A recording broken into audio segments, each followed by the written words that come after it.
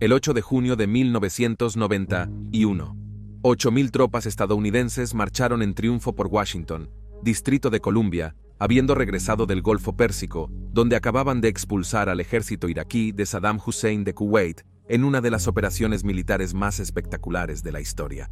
La Guerra del Golfo de 1991 fue un punto de inflexión en la conducción de una campaña militar, al ver el primer uso a gran escala de las llamadas bombas inteligentes que daban a los aviones la capacidad de no solo apuntar a un edificio específico, incluso a una ventana específica. También fue una clase magistral en cooperación multinacional, con una vasta coalición de naciones occidentales y árabes trabajando juntas hacia un objetivo común. Pero esta era también dio origen a un misterio aterrador en torno al destino de sus muchos veteranos. De esos 8.000 hombres que marchaban ese día, estadísticamente alrededor de 2.600 de ellos habrán enfermado gravemente como resultado de su tiempo en el Golfo Pérsico, sus vidas marcadas por la enfermedad y el dolor. En el episodio de hoy, examinaremos estos misteriosos casos de enfermedad sufridos por los veteranos, investigaremos las posibles causas de la terrible aflicción y trazaremos la batalla para que las autoridades acepten que incluso aquellos sin heridas no salieron completamente ilesos de la zona de guerra. Este es el misterio del síndrome de la Guerra del Golfo. Bienvenido a Guerras del Mundo.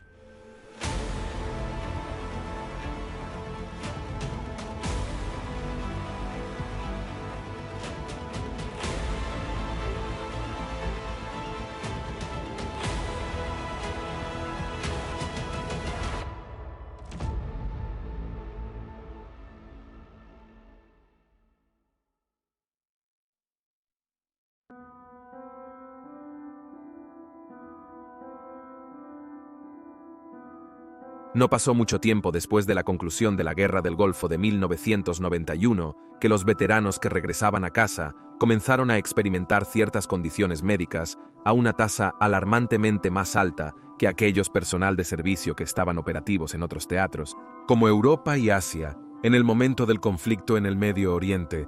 Al principio, había cierta renuencia a diagnosticar a este personal de servicio con condiciones relacionadas con el despliegue de combate, con médicos atribuyendo sus aflicciones a enfermedades normales que habrían experimentado de todos modos, o que eran alguna manifestación física del trastorno de estrés postraumático. Dado que a principios de los años 90 todavía había mucho estigma en torno al personal militar con respecto al TPT, antes conocido como shock de guerra, esto resultó en que muchos militares intentaran ocultar los síntomas por miedo a ser tachados de cobardes o no aptos para el servicio.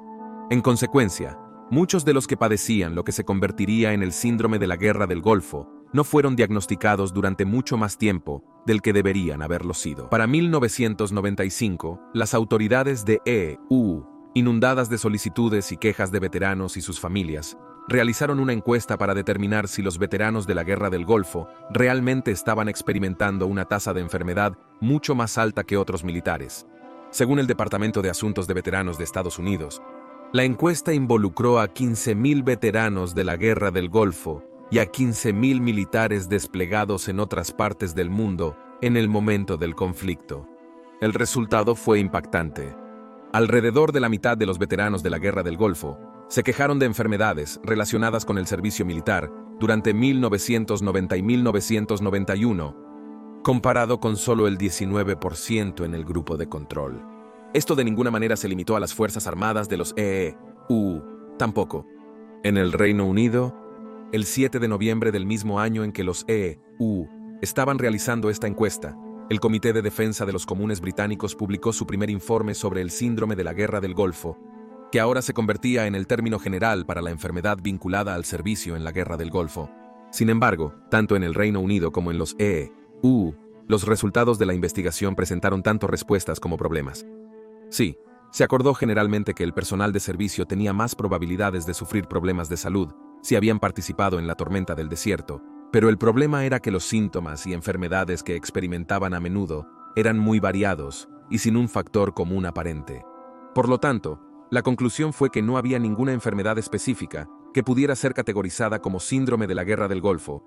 Sin embargo, era prácticamente imposible ignorar que algo había sucedido o seguía sucediendo a miles de veteranos. Los síntomas más comunes experimentados por los veteranos incluyen el síndrome de fatiga crónica, la fibromialgia, una condición a largo plazo muy desagradable que causa dolor en todo el cuerpo y viene con una serie de otros síntomas también, problemas gastrointestinales y condiciones respiratorias y de la piel. Además, hubo otros casos menos prevalentes pero aún estadísticamente altos de otras enfermedades entre los veteranos. Y esto llevó a la comunidad médica a intentar alejarse del término síndrome de la Guerra del Golfo hacia finales de los 90. Sentían que este término confundía un poco la imagen, ya que implicaba una única causa para el aumento de enfermedades entre los veteranos, cuando ahora se sospechaba que había varias causas. En cambio, términos como enfermedad de la Guerra del Golfo, enfermedad de múltiples síntomas en veteranos o simplemente enfermedades no diagnosticadas fueron utilizados. Pero el síndrome de la Guerra del Golfo permaneció en la conciencia pública bien entrado el nuevo milenio. Por simplicidad, continuaremos refiriéndonos a las condiciones médicas de los veteranos y sus posibles causas igualmente variadas como el síndrome de la Guerra del Golfo. En este contexto, utilizamos el término para definir las enfermedades surgidas del servicio en el Golfo en 1990 y 1991. Ya sea que hubiera una o varias causas, muchos querían respuestas sobre por qué tantos veteranos experimentaron problemas de salud relacionados con su experiencia en el Golfo. Pareció volverse especialmente urgente en 2003, cuando las tropas estadounidenses y británicas estaban listas para regresar al Golfo bajo la Operación Libertad iraquí. Ahí tenemos las enfermedades misteriosas. Pero ¿cuáles podrían ser las causas?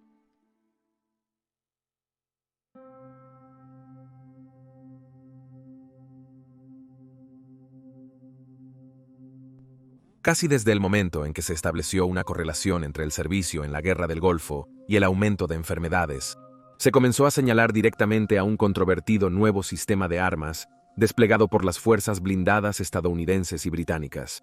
Uno de los subproductos de la energía nuclear es el uranio empobrecido. En los años 70, los ejércitos de todo el mundo comenzaron a darse cuenta de que esto en realidad podría ser reutilizado para la fabricación de armas antitanque. El uranio empobrecido tiene una densidad significativamente mayor que el acero, que era uno de los materiales más comúnmente utilizados para construir armaduras, como las de los tanques iraquíes. A diferencia de los proyectiles convencionales, al impactar en el objetivo, la punta de Dominica permanece afilada incluso cuando la capa exterior se erosiona, y la energía del impacto también produce un calor intenso, haciéndolo arder mientras entra en el tanque. Finalmente, también poseen una fuerza cinética mucho mayor durante el vuelo hacia el objetivo. Y todos estos factores se combinan para hacer que los proyectiles Dominica sean extraordinariamente letales. Al impactar los tanques iraquíes, los proyectiles Dominica atravesarían la armadura con poco esfuerzo y causarían estragos en el interior, asesinando a la tripulación y quemando su munición. No era raro que las torretas enteras de los tanques iraquíes volaran de sus cascos cuando su propia munición detonaba de una vez. Las tropas de la coalición, tras su victoria, examinaron los restos y se tomaron fotos donde antes estaban las torretas. Todo esto sin ningún tipo de equipo de protección en absoluto. Y es esta exposición a las secuelas de tales armas lo que ha sido objeto de críticas y se ha culpado de casos del síndrome de la Guerra del Golfo. La teoría siempre había sido que el impacto de estas armas liberaba partículas radiactivas que las tropas luego inhalaban en sus cuerpos. El profesor Yagasaki Katsuma de la Universidad de Ryukyu en Japón y un largo oponente declarado de las armas nucleares y basadas en la energía nuclear, escribió en un artículo de agosto de 2000 lo siguiente: el término agotado parece dar la impresión de que el Dominica es uranio que ya no contiene radioactividad, lo cual no es el caso. La munición Dominica puede causar una grave contaminación radiactiva y no es menos atroz que las armas nucleares. Las plantas de energía nuclear son instalaciones realmente peligrosas puestas en uso práctico bajo la condición de que pueden sellar completamente la radiación, mientras que las armas radiactivas cometen un crimen imperdonable, esparciendo materiales radiactivos en el medio ambiente. Tanto los militares estadounidenses como los británicos insistieron en que el uso de uranio empobrecido en armas y armaduras se ajustaba a las leyes internacionales y a los procedimientos de seguridad. Sin embargo, las dudas continuaron. Se dispararon más de 300.000 rondas de tanques de Dominica en 2003, principalmente entre fuerzas de EPOU y ejército iraquí. Pero a medida que avanzaba la década, las peticiones para la prohibición global de armas de Dominica se intensificaron debido a preocupaciones de salud y medioambientales. Esas llamadas se incrementaron por investigaciones que sugerían que los soldados que tienen niveles significativamente altos de exposición a las armas de Dominica tenían un riesgo mucho mayor de tener hijos con defectos de nacimiento o enfermedades de la sangre como la leucemia. Sin embargo, las naciones que continúan abogando por el uso de las armas de Dominica siguen argumentando que la investigación, que fue en gran medida basada en laboratorio, no se traduce en el mundo real. En 2021, la investigación realizada por la Universidad de Portsmouth en el Reino Unido ha, en sus palabras, demostrado concluyentemente que los proyectiles de Dominica no jugaron un papel en las condiciones de salud de los veteranos de la Guerra del Golfo. El profesor Randall Parrish dijo a la British Broadcasting Corporation en febrero de 2021 que poder desacreditar la supuesta conexión entre esta enfermedad y esta sustancia radiactiva permite a la comunidad médica enfocarse más claramente en cuáles son las causas probables. A pesar de investigaciones como esta, la confianza del público en general en las armas Dominica sigue siendo baja.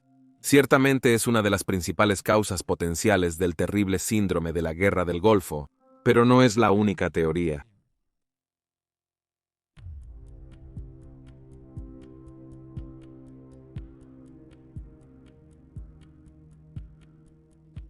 Los arsenales de armas biológicas y químicas de República de Irak. El ejército iraquí se había inflado masivamente durante la década de 1980 para combatir a República Islámica de Irán, convirtiéndose en el cuarto más grande del mundo con más de 1 millón de tropas. Sin embargo, incluso más aterrador para los comandantes de la coalición que su tamaño y hardware fue su arsenal de armas biológicas y químicas. Saddam Hussein las había usado repetidamente contra las tropas iraníes y los combatientes de la resistencia kurda en el norte de República de Irak que luchaban por la independencia. Por lo tanto, se asumió que casi no tendría ninguna duda en usar dichas armas contra una fuerza militar predominantemente occidental que amenazaba su conquista kuwaití. Por lo tanto, anular la amenaza de estas armas era una alta prioridad. Los comandantes de la coalición emprendieron un enfoque de 3 frentes para lograr ese fin. La primera táctica fue negar a Saddam la capacidad de desplegar las armas, ya sea destruyendo aviones o misiles en ataques aéreos, o en caso de no lograrlo, impidiendo que llegaran a sus objetivos, como las áreas de preparación en Arabia Saudita donde se agrupaban grandes números de tropas de la coalición. El segundo enfoque fue destruir los arsenales de armas biológicas y químicas de Saddam, así como su capacidad para fabricar reemplazos. Finalmente, como último recurso, si los 2 primeros enfoques fallan, las fuerzas de la coalición serían vacunadas contra la mayor cantidad posible de enfermedades armamentizadas. En primera instancia, las fuerzas de la coalición tuvieron un éxito supremo, con República de Irak encontrándose a la defensiva durante toda la tormenta del desierto, a excepción de algunos incidentes aislados al principio. Sin embargo, son los otros 2 enfoques los que han generado las mayores críticas de los activistas e investigadores que buscan las causas del síndrome de la Guerra del Golfo. Aproximadamente a 350 kilómetros al sureste de la capital iraquí, Bagdad se encuentra la instalación de almacenamiento de municiones de Qamishli, un vasto complejo que mide unos 25 kilómetros cuadrados de tamaño. El 4 de marzo de 1991, menos de 24 horas, después de que República de Irak aceptara los términos de un acuerdo de paz mediado por la ONU, y menos de una semana antes de que 500.000 de tropas estadounidenses fueran enviadas a casa, los ingenieros de combate de EEUU y los equipos de eliminación de explosivos detonaron una gran cantidad de explosivos, destruyendo muchos de los edificios del sitio. La catastrófica destrucción fue alimentada por la detonación de un gran número de municiones almacenadas allí, y la inmensa explosión que siguió produjo una ominosa nube negra, en forma de hongo, que se elevó al cielo iraquí, y pudo ser vista a kilómetros a la redonda. En el momento de la demolición, los comandantes estadounidenses creían que solo se almacenaban armas convencionales allí. Sin embargo, en los años siguientes, comenzaron a surgir pruebas de que algunos de los arsenales de armas químicas de Saddam también podrían haber estado allí. Como resultado, cuando se llevó a cabo la demolición, estas mortíferas armas químicas fueron liberadas al cielo dentro de la columna de humo y llevadas a través del Golfo Pérsico, una región aún inundada por una fuerza militar internacional que ahora se regocijaba de que la guerra había terminado. Como sucedió, la coalición había establecido una red de puestos de monitoreo nuclear, biológico y químico en previsión de que Saddam utilizara tales armas, permitiendo a los comandantes saber qué y dónde se vio afectado. Por supuesto, tal ataque nunca llegó, pero a raíz de la destrucción de Qamishli, algunos de estos puestos de monitoreo sí detectaron un aumento de rastros de agentes nerviosos en el aire. En 1996, las autoridades de Estados Unidos finalmente admitieron que se habían dado cuenta de que tales armas estaban en Qamishli en marzo de 1991. Para los que sufren del síndrome de la Guerra del Golfo, la investigación sobre el impacto de lo que ahora se ha etiquetado como la pluma de la muerte ha sido frustrante. Varios modelos de computadora han sido construidos tanto por el Departamento de Defensa de los Estados Unidos como por la Agencia Central de Inteligencia, intentando rastrear el camino de la pluma. No obstante, todos han mostrado ser muy inconsistentes con las cifras estimadas de la exposición de las tropas, variando considerablemente después. Esta inconsistencia solo empeora por el hecho de que Qamishli no fue la única instalación iraquí destruida por las fuerzas de la coalición que almacenaba armas químicas. También había otros, aunque ninguno tan cerca de las fuerzas de la coalición. En 2017, la doctora Linda Chow, del Centro Médico de Asuntos de Veteranos de San Francisco, publicó los resultados de un nuevo estudio realizado en veteranos que se consideraba en riesgo de exposición a la pluma de Qamishli. Encontró que en las resonancias magnéticas cerebrales, el hipocampo era significativamente más pequeño en los veteranos con exposición prevista en comparación con aquellos que no estuvieron expuestos. La diferencia sigue siendo significativa incluso después de tener en cuenta una amplia gama de otros factores que también podrían haber afectado los resultados. Las pruebas adicionales de los veteranos expuestos encontraron que tenían puntuaciones más bajas en las pruebas relacionadas con el aprendizaje verbal y la memoria.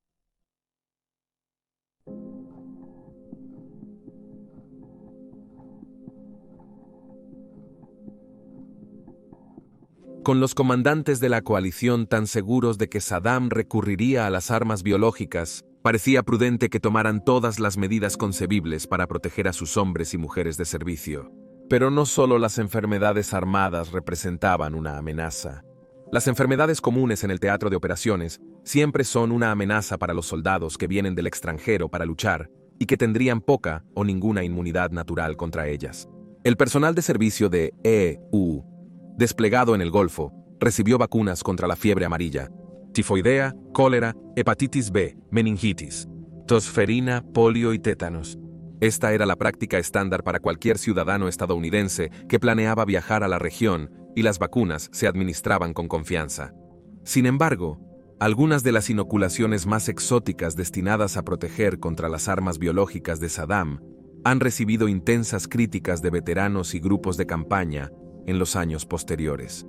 Según el Departamento de Asuntos de Veteranos, 150,000 tropas recibieron inoculaciones para protegerse contra el anthrax, mientras que otras 8,000 recibieron la vacuna toxoide botulínica que se había utilizado para proteger a los trabajadores en los Estados Unidos que podrían estar expuestos a ciertos químicos y enfermedades en un entorno industrial.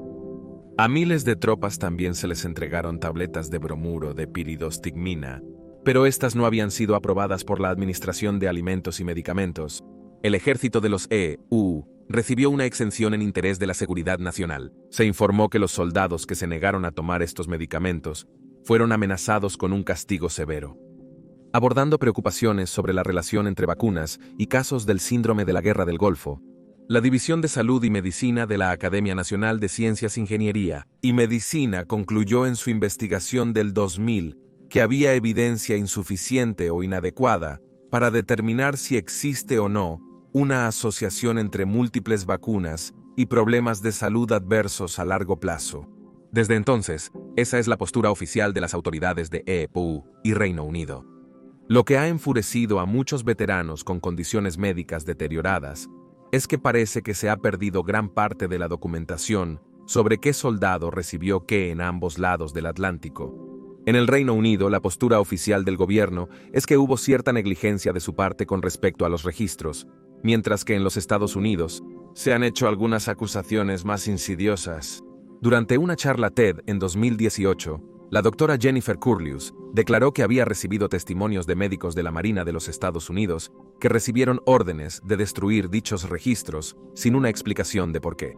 En 2003, el ex soldado británico Alex Iset ganó un caso sobre su pensión cuando argumentó con éxito en un tribunal que su condición de osteoporosis, que le debilitó huesos y músculos, fue el resultado de un cóctel de inoculaciones que recibió antes de desplegarse al Golfo en 1991. Lo que hace este caso tan intrigante es que, finalmente, el señor Iset no se desplegó como estaba planeado con los ingenieros reales, y sin embargo, continuó sufriendo con condiciones atribuidas al síndrome de la Guerra del Golfo. Cuando el Ministerio de Defensa dijo que no impugnarían el fallo, los activistas sintieron por fin que tenían un reconocimiento formal por parte del gobierno británico de que el síndrome de la Guerra del Golfo existía y era el resultado de las vacunas. Pero no sería así. El MOD respondió que todavía no estaban de acuerdo con el fallo, y en respuesta a por qué no estaban persiguiendo una apelación, dijeron simplemente que la decisión se tomó debido a obstáculos legales y que su posición seguía siendo firmemente que no había ninguna relación entre el programa de vacunación y el síndrome de la Guerra del Golfo. El señor Iset seguirá abogando por el reconocimiento del síndrome de la Guerra del Golfo. Incluso llegó a hacer una huelga de hambre de 40 días en 2004 para forzar una investigación sobre los casos de la Guerra del Golfo. En general, se ha demostrado muchas veces que las vacunas son extremadamente seguras. Sin embargo, en este caso, es una posibilidad digna de consideración que los planificadores de guerra ansiosos puedan haber apresurado medicamentos a sus tropas que podrían haber tenido efectos adversos a largo plazo. Según el Centro Nacional de Investigación de la Guerra del Golfo de los EEUU, 250.000 veteranos del conflicto de los 700.000 desplegados tienen alguna forma de mala salud que creen que se derivó de su despliegue. Dado tales números monumentales, las autoridades finalmente se vieron obligadas a reconocer esto como un hecho. Estados Unidos lo hizo en 2004, seguido por el Reino Unido en 2007. Como intentamos transmitir en este episodio, el término síndrome de la Guerra del Golfo no es un diagnóstico para una condición específica, sino más bien un término general para las enfermedades adquiridas como resultado del servicio en la Guerra del Golfo. Y esta es muy mucho la postura que ambos países han tomado. No obstante, todavía se debaten las causas de estas enfermedades. Y en años recientes, parece haber una tendencia creciente de culpar a República de Irak por los problemas, así como el almacenamiento mencionado de arsenales de armas químicas. Otra causa a menudo citada, especialmente para quienes tienen problemas respiratorios, es el incendio de los campos petroleros de Kuwait por parte de los ejércitos iraquíes mientras se retiraban. Con la guerra casi perdida, el ejército iraquí decidió hacer tanto daño a Kuwait como fuera posible antes de irse. Por nada más que rencor mezquino. Más de 600 campos de petróleo, así como cientos de pozos y tanques de petróleo crudo fueron incendiados, creando una inmensa y amenazante nube negra sobre los pequeños estados del Golfo Pérsico, que en algunos lugares transformó el día en noche.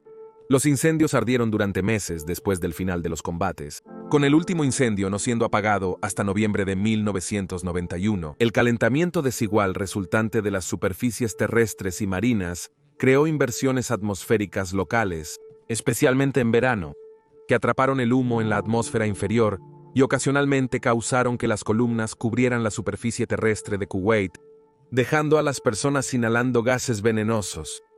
Tanto los soldados como los civiles inhalaban dióxido de carbono, monóxido de carbono, dióxido de azufre, óxidos de nitrógeno y aerosoles ácidos, entre muchas otras cosas. Muchos veteranos atribuyen su mala salud a haber sido obligados a inhalar el aire contaminado de estos incendios de petróleo. Pese al reconocimiento del síndrome de la Guerra del Golfo por EEUU y Reino Unido, los veteranos que buscan compensación o apoyo financiero para combatir sus enfermedades, a menudo han tenido lo que debe sentirse como una tarea imposible por delante. Según las estadísticas del Departamento de Asuntos de Veteranos, en 2014, un impactante 80% de los casos presentados por los veteranos no tuvieron éxito. A pesar de la investigación que ha demostrado repetidamente que los veteranos tienen más probabilidades estadísticas de desarrollar problemas de salud que aquellos que no fueron desplegados al Golfo.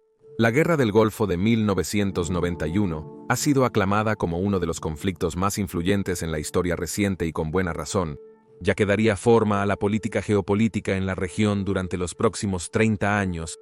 Dada la magnitud de los eventos en ese marco de tiempo, es fácil olvidar las historias personales de aquellos que lucharon allí, muchos de los cuales aún sufren todos los días. asumiendo el costo del servicio a sus países. Y ahí tienes la historia del síndrome de la Guerra del Golfo. Por favor, deja un comentario abajo con tus propias ideas y reacciones, y recuerda darle me gusta a este video y suscribirte para apoyar el canal. Gracias por ver y nos vemos la próxima vez.